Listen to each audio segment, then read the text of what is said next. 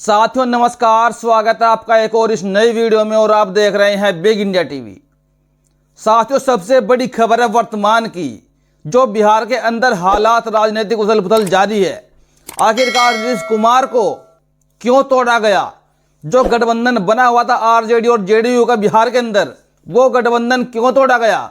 और साथियों लगभग 40 विधायक भाजपा पार्टी के, जो खासकर एससी एसटी ओबीसी समाज के हैं, बहुजन समाज के हैं, वो साथियों आरजेडी के संपर्क में हैं। ये सबसे बड़ी खबर है साथियों वर्तमान की। और बिहार के अंदर नीतीश कुमार तो फेल होने वाले हैं। लोग ये भी कह रहे हैं कि ये जो पारी खेल रहे हैं नीतीश कुमार, ये उनकी आखिरी पारी है। इसके बाद बीजेपी उनको पूरी तरह खत्म कर देगी। अगर नीतीश कुमार उनके पाले में पहुंच भी जाते हैं और अगर वो मुख्यमंत्री बन भी जाते हैं इस बार बिहार के, तो साथियों 2024 के लोकसभा चुनाव के बाद भाजपा नीतीश कुमार को ऐसे निपटाएगी जैसे चाय में से मक्खी को निकालकर फेंका जाता है। इनका कोई वजूद नहीं बचेगा, क्योंकि एक तो ये लोग अपने समाज के लोगों में ही अविश्वसनीय हो जाएंगे। इन पर से लोगों का भरोसा उठ चुका है। इतनी पलटी मारते मारते इनका नाम लोगों ने पलटू राम रख दिया है। और साथियों सबसे बड़ी जो खबर है कि इनको क्यों तोड़ा गया, साथियों जो सामाजिक लकीर, सामाजिक न्याय की जो लकीर खींची है बिहार के अंदर, लालू यादव और नीतीश कुमार की जोड़ी ने एससी एसटी ओबीसी को 65% आरक्षण, बिहार में जातिगत जनगणना का मुद्दा, जिसकी जितनी संख्या भारी उसकी उतनी हिस्सेदारी का मुद्दा, ये सब कुछ साथियों आरएसएस बीजेपी को हजम नहीं हुआ। और जो नीतीश कुमार के सवर्ण समाज के नेता है, सबका संपर्क साथियों आरएसएस से है और उनके कहे में चलकर उन्होंने इस गठबंधन को तोड़ने में मजबूर किया, नीतीश कुमार को गुमराह किया। 4-5 नेता है नीतीश कुमार के पास सवर्ण समाज के, उनको यह बिल्कुल भी बर्दाश्त नहीं हुआ कि बिहार से शुरू हो गया जातिगत न्याय का मामला, अब यह पूरे देश में फैलने वाला है। इंडिया वाला गठबंधन बन चुका है। इंडिया वाले गठबंधन का जो मुद्दा था मेन, जातिगत जनगणना और आरक्षण का मुद्दा, संख्या के हिसाब से उसको हिस्सेदारी मिलना समाज में, और ये सब कुछ साथियों देखा नहीं गया, बर्दाश्त के बाहर हो गया आरएसएस के सवर्ण समाज के नेताओं के बारे में। साथियों आपको एक बात और कहूंगा कि अगर सवर्ण समाज का नेता किसी भी पार्टी में हो, कहीं पर भी हो, वो सबसे पहले अपने व्यक्तिगत फायदे से ऊपर उठ के समाज का उत्थान चाहता है, समाज का फायदा चाहता है। लेकिन जिस दिन साथियों बहुजन समाज के नेता भी ऐसा ही सोचने लगेंगे कि हमारे अपने फायदे से ज्यादा समाज का फायदा होना जरूरी है, उस दिन बहुजन समाज की सरकारें सालों साल चलने वाली है देश के अंदर। उस दिन आपसे कोई नहीं जीत सकता। और साथियों जो काम बीजेपी करती हुई आई है, बीजेपी ने 1585 का नारा देकर या 2080 का नारा देकर जो राजनीति की है, बीजेपी वाले मुस्लिमों को बिल्कुल भी टिकट नहीं देते हैं। उनको पता है मुस्लिम हमको वोट नहीं करता, इसलिए वो टिकट भी नहीं देके। साथियों ऐसे ही बहुजन समाज के नेताओं को करना चाहिए। अखिलेश यादव, बहन कुमारी मायावती जी, एमके स्टालिन, लालू यादव, जितने भी बहुजन समाज के नेता है, सबको करना चाहिए कि सवर्ण समाज के एक भी नेता को टिकट नहीं दे। टिकट दे SC ST OBC Muslim minority को, अल्पसंख्यक को टिकट दे, क्योंकि उनके पाले में वोट बैंक होता है। क्या सवर्ण समाज का नेता बीएसपी को, एसपी को, आरजेडी को, जेडीयू को, डीएमके को वोट दिलाता है? नहीं दिलाता साथियों। मात्र एक वोट जो उसका खुद का होता है, सिर्फ उसको ही मिलने के आसार होते हैं, क्योंकि उसको वहां पर जीतना होता है। लेकिन ये लोग वोट नहीं दिला पाते, और जब ये एससी एसटी ओबीसी के वोट पर जीत कर चले जाते हैं राज्यसभा संसद में, तो वहां पर ये सिर्फ अपने समाज के हकों के लिए बोलते हैं। अगर थोड़ा बहुत परिसर में आके बोलते भी हैं तो उस तरीके से, उस लहजे से बात को नहीं रखते ताकि देश में एससी एसटी ओबीसी का भला हो। तो साथियों ऐसे ही 2024 का इंडिया वाला गठबंधन तोड़ने के लिए भाजपा और आरएसएस ने पूरी कोशिश लगा दी, पूरे जी जान से इस गठबंधन को तोड़ दिया। लेकिन साथियों अब खबरें ऐसी मिल रही है कि लालू यादव जी के संपर्क में 40 विधायक भाजपा के हैं, जो खासकर एससी एसटी ओबीसी के विधायक है, और जेडीयू के 25 विधायक लालू यादव के संपर्क में हैं। और साथियों कम से कम 20-19 विधायक कांग्रेस के हैं बिहार के अंदर, जिनमें से 10 सवर्ण समाज के नेता है और 10 के 10 साथियों भाजपा के संपर्क में है। ये होता है समाज के हित के बारे में सोचना। सवर्ण समाज के नेता हमेशा अपने समाज के बारे में सोचते हैं, आरएसएस के बारे में सोचते हैं, लेकिन बहुजन समाज के नेता ये इनके पिछलग्गू बन के अंधभक्ति में चल के अपने महापुरुषों को छोड़कर, जिन्होंने इनको बलिदान देकर इनको यहां तक पहुंचाया, उनके बारे में जागरूकता तो क्या ये बात करना पसंद नहीं करते। जिस दिन बहुजन समाज के नेता बाबा साहब को मानने लगेंगे, पढ़ने लगेंगे, मान्यवर साहब काशीराम को, ज्योतिबा फूले को, कर्पूरी ठाकुर को, करुणानिधि को, सोनालाल पटेल को जानने लगेंगे, उस दिन साथियों इनका रुख ऑटोमेटिक बहुजन समाज की तरफ आ जाएगा। लेकिन बस देर है इनको जगाने की, इनको जागने की, और अपना व्यक्तिगत फायदा छोड़कर समाज के हित में लगाना पड़ेगा।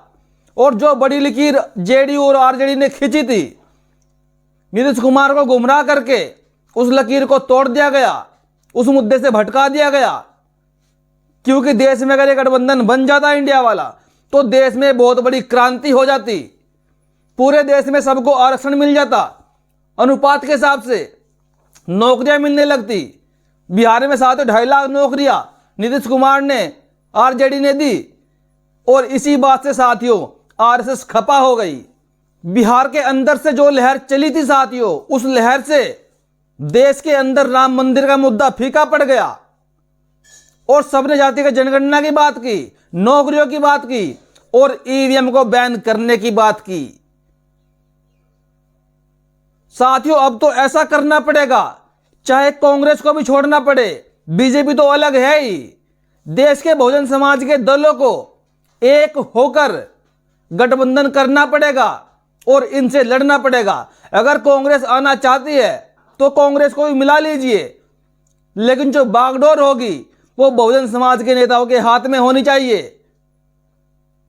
तब जाकर आप इनको तानाशाही सरकारों को हरा सकोगे, हरा पाओगे। लेकिन साथियों एक बात तो तय है कि नीतीश कुमार जी ने अपना करियर आगे का, अपना पूरा जीवन खराब कर लिया। अगर नीतीश कुमार जी बीजेपी के साथ नहीं जाते तो साथियों आने वाले समय में नीतीश कुमार को भी भारत रत्न सम्मान मिलता। जिसने भी देश में दलितों, पिछड़ा आदिवासियों का भला किया है, उनके लिए काम किया है, अपना व्यक्तिगत स्वभाव, व्यक्तिगत फायदा छोड़ के उन सबको साथियों भारत रत्न सम्मान मिला, उनको लोग याद करते हैं। लेकिन ऐसे कारनामों से नीतीश कुमार को कोई याद करने वाला नहीं है। तो साथियों इसीलिए कहते हैं हमको नेता चाहिए बाबा साहब अम्बेडकर जैसा। खैर वो तो साथियों अद्भुत है, उनकी तो बात करना ही निराली है। हमको चाहिए नेता मान्यवर साहब काशीराम जैसा, करुणानिधि जैसा, कर्पूरी ठाकुर जैसा, सोनेलाल पटेल जैसा, मुलायम सिंह यादव जैसा, मायावती जैसा। नीतीश कुमार जैसा नहीं, लालू जैसा नेता चाहिए।